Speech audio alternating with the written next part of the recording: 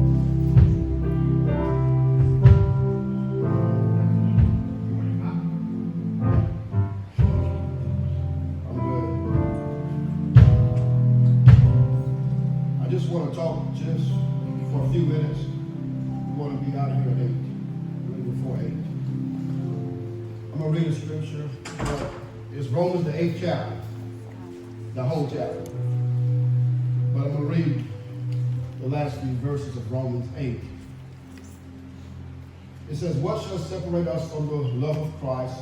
Shall tribulation or distress or persecution or nakedness or peril or sword? As it is written, for thy sake we are killed all the day long. We are accounted as sheep for the slaughter. Nay, in all these things we are more than conquerors through him that loved us. For I'm persuaded that neither death nor life, nor angels, nor principalities, nor powers, nor things present, nor things to come, nor height, nor depth, not any other creation shall be able to separate us from the love of God, which is in Christ Jesus. I know I put that in our messenger group because God laid it on my heart this morning. I just want to talk real quick from more than.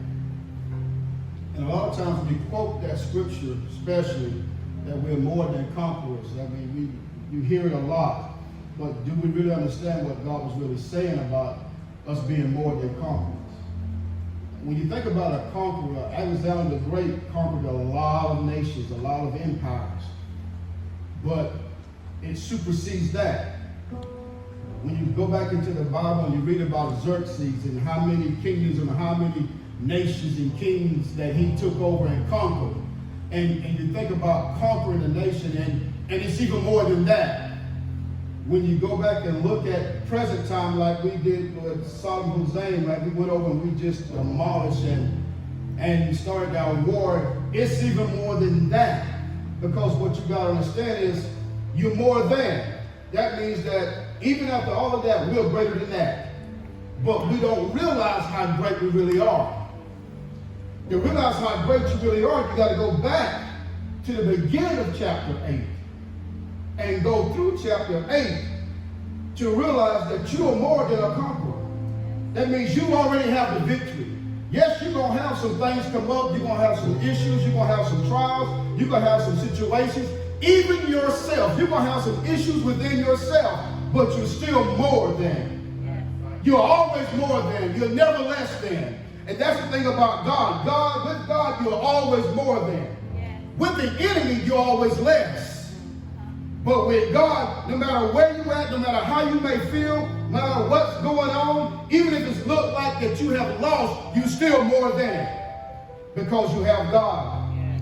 Romans 8, verse 1 says, there's now no condemnation to them who are in Christ Jesus, who walked not after the flesh, but after the Spirit. Yes, yes.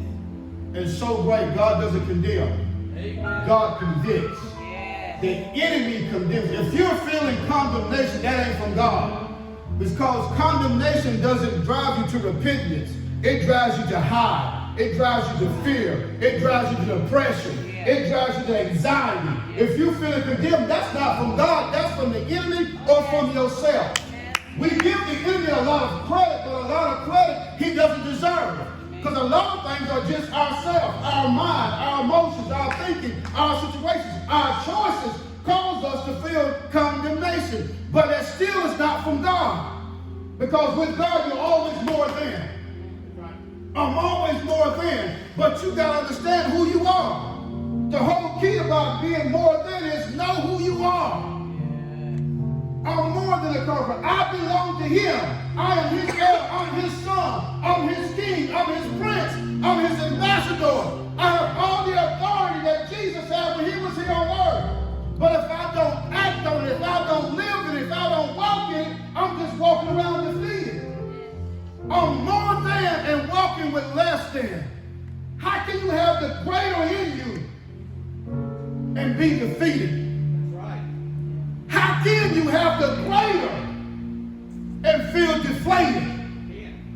How can you have the greater and let fear grip you, let depression grip you? You got the greater. Yes, yes. Hallelujah.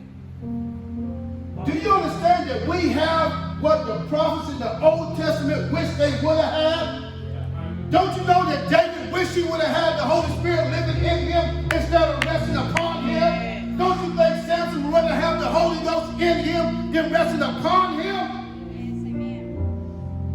We have more than enough to conquer anything that comes at us. That the righteousness, verse 4, that the righteousness of the law might be fulfilled in us who walk not after the flesh, but after the Spirit. Let me tell you something. Is it a challenge? It is a challenge. Yes, it is. Because I always want to be Lucius. I always want to be Lucius. I always want to make a choice that might not line up with his choice. Is it the enemy? No, it's not the devil. It's just me making a choice. See, we give him too much credit. A lot of things that we're going through is because of choices that we made. It has nothing to do with the enemy. It's just consequences from choices. If I plant 2 fields,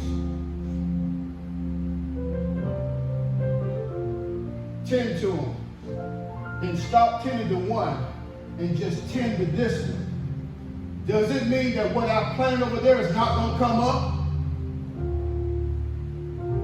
No.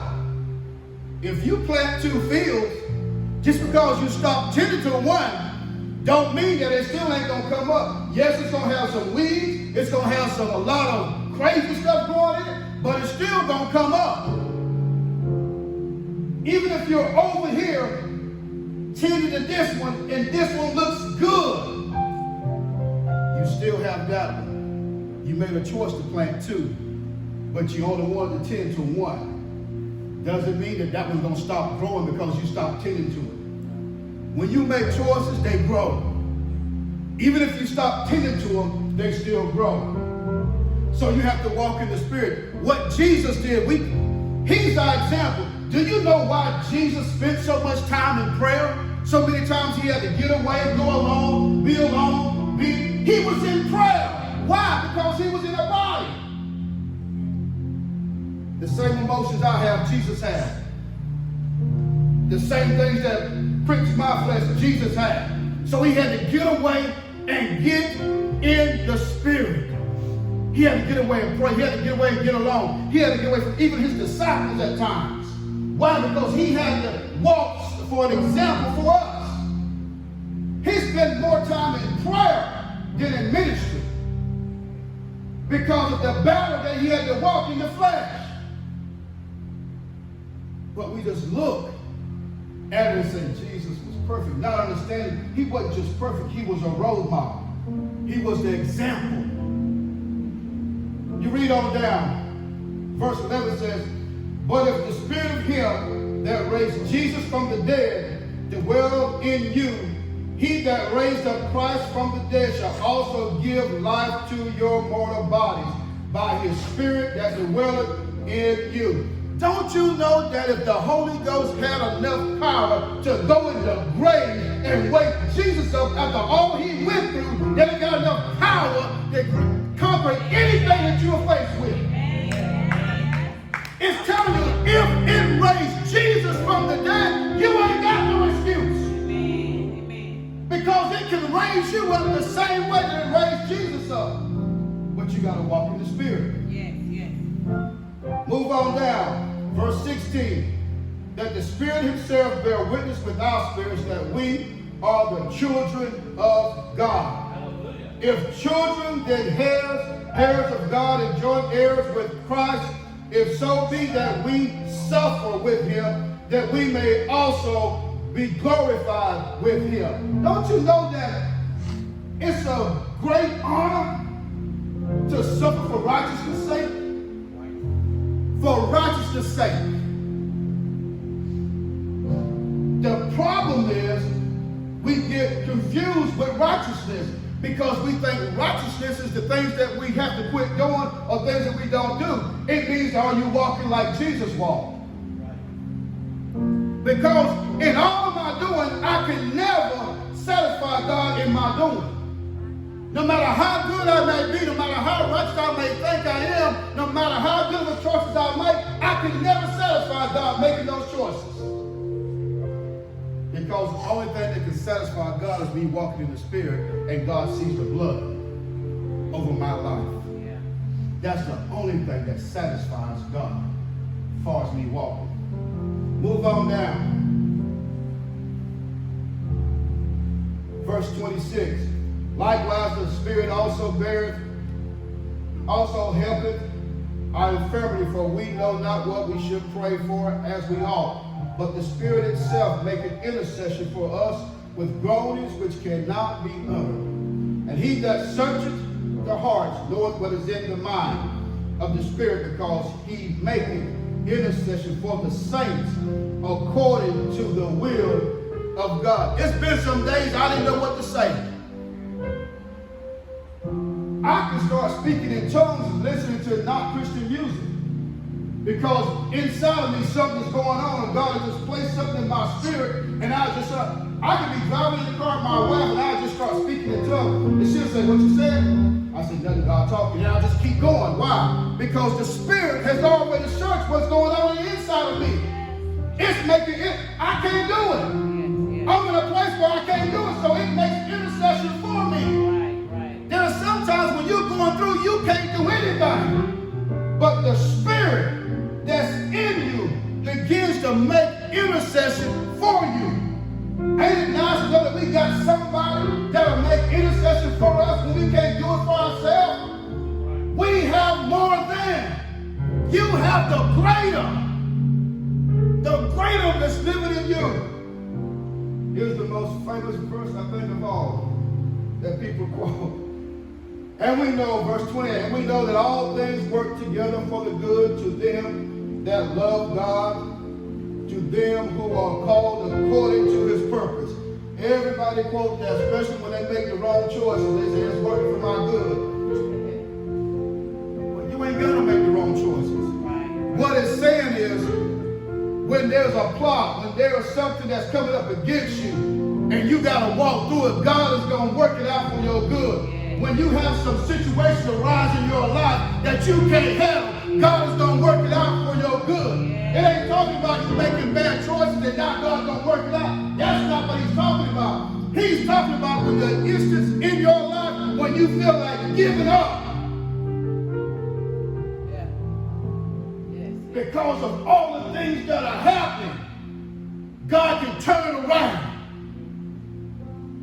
When it looks like, oh, hell has broke loose, God can turn around. What you got to realize is, when you put the ingredients for a cake on the counter and try to eat them individually, it's nasty. It is nasty. I tried it. It's nasty. Flour by itself is nasty. I used to eat flour as a kid. Don't act, I told you I was weird. I did. They had to hide the flour bowl from me because I would just go in and eat flour. Nothing in it, just eat flour. I don't know why I did it. I was weird. Yeah, I'm weird. Yeah, that was funny. But by itself, to a normal person, it wasn't good. It was nasty. To me, it was good. I don't know why I did it. It has no taste. It has no flavor. I don't do it no more. I mean, I'm right. God has changed me. God has changed my mind. God has fixed me. I don't do it anymore. Right now, flour by itself is nasty. I don't know what was wrong with me. But if I take all of that and put it together in a bowl and mix it up before you put it in a bowl to be cooked, you can take your favorite and eat it and it tastes good by itself right there. Why? Because if I put it all together and work it all out, it'll be something beautiful. It becomes something that tastes good. When God takes the circumstances and situations in your life and you let God work them, they become sweet. Even if it was bitter in the beginning, it becomes sweet because God is working it for your good.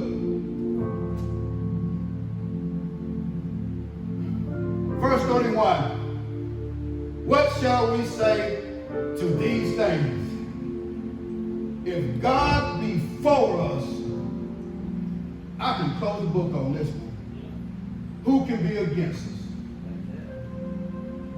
The key to getting to being more than is you got to know who you are and who that you belong to. I belong to God. I have every right that Jesus had.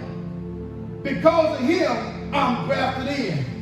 Because of him, I can walk in the Spirit. Because of him, I can be victorious in every situation, in every circumstance. Why? Because I'm more than.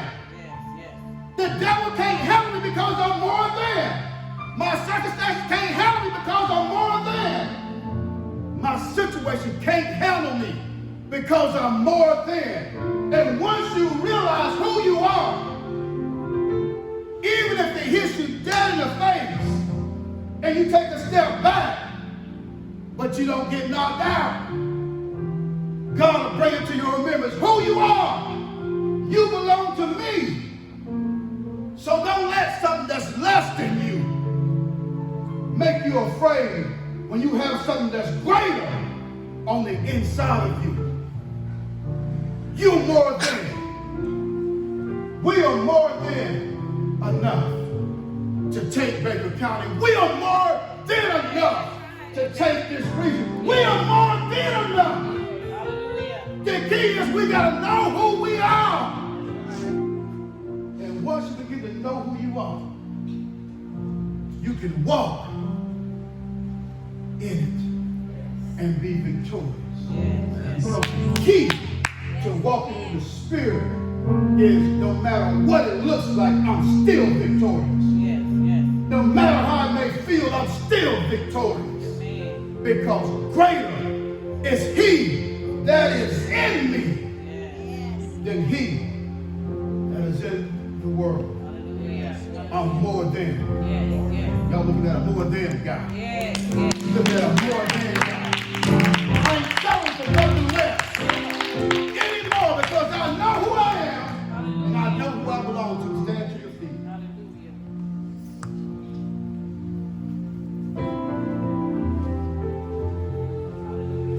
I've been reading this chapter all day long. I wanted to do something else tonight.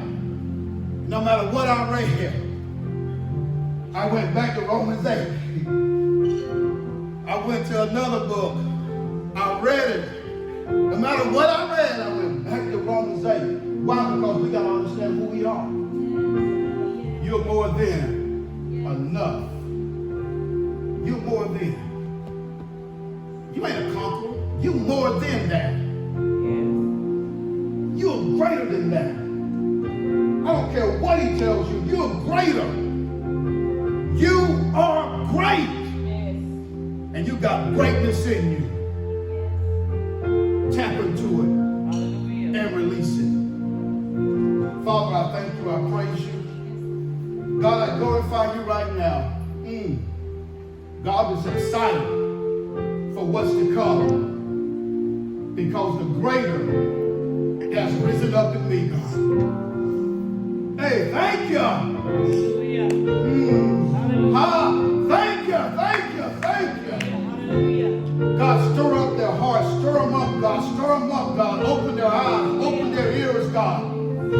Let them be receptive to your voice, God. Let them hear from you, God. That they'll know who they are and who they belong to. And God, they'll know what they have is more than enough to accomplish anything that you have for them to accomplish. And God, I thank you for those under the sound of my voice. Father, I pray for all the sick, God. God, I pray for Jude Benjamin, who's my classmate, God. God, the report was bad today. But you said in your word, whose report are we going to believe? God, I declare Psalms 107 and 20. God, you said you sent your word to heal us and deliver us from our destruction. God, we declare your word from the crown of our head to the sole of our feet. God, touch your body right now. In the name of Jesus. Hey, God, I thank you. I thank you. I thank you for a good report, God. God, we pray, God, for Pastor D and the family, God, the Reagan family, God, and the loss of their loved one, God. God, through this time, God, there is a grieving process. We are supposed to grieve, God. But in the midst of that, God, you can strengthen them, you can hold them, and you can keep them. And that's what we ask right now, God. Encourage their hearts in the name of Jesus. God, for our miracle baby, Emma Grace. God, we thank you. God, we thank you right now for the good report, God. And God, right now, let every test, God, come back negative, God. Hallelujah. Let every test, God, come back that she's whole, God. In the name of Jesus. God, she's yours. She belongs to you. In the name of Jesus, we declare. Father, touch the mother, touch Christy, touch Josh, God. God, touch their hearts, God. In the name of Jesus, draw them closer. And God, we'll forever give you the praise. Now, God, for everyone that's on the sound of our voice, meet every need, God. I don't know what they're walking through, God, but you do. God, meet them there, God. Stir them up, God. Stir up the gift, God, that's within them. Stir up the anointing now. God, that we can affect folks outside of these walls. That people just come to us, God, for prayer, for guidance, God, for hope, God. In the name of Jesus. Father, we thank you now, and we praise you. In Jesus' name. Hug 2 or 3 people. Tell them you're greater than. You're more than.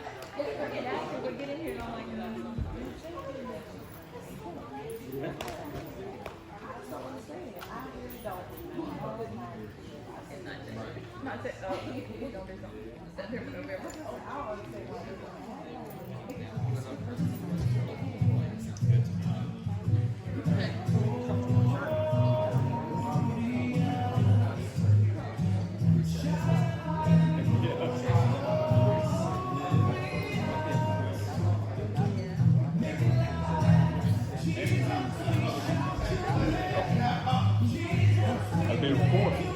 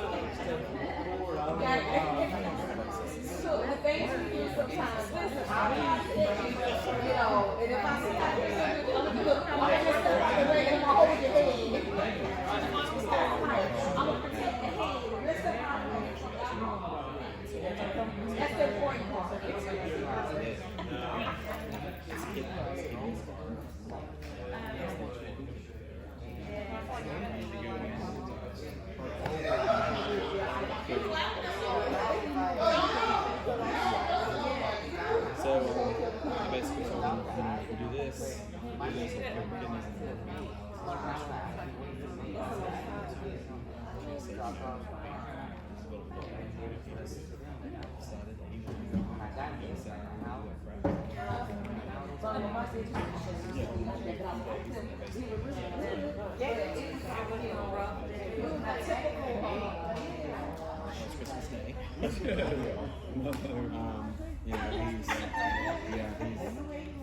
What a weird process. I was talking to him.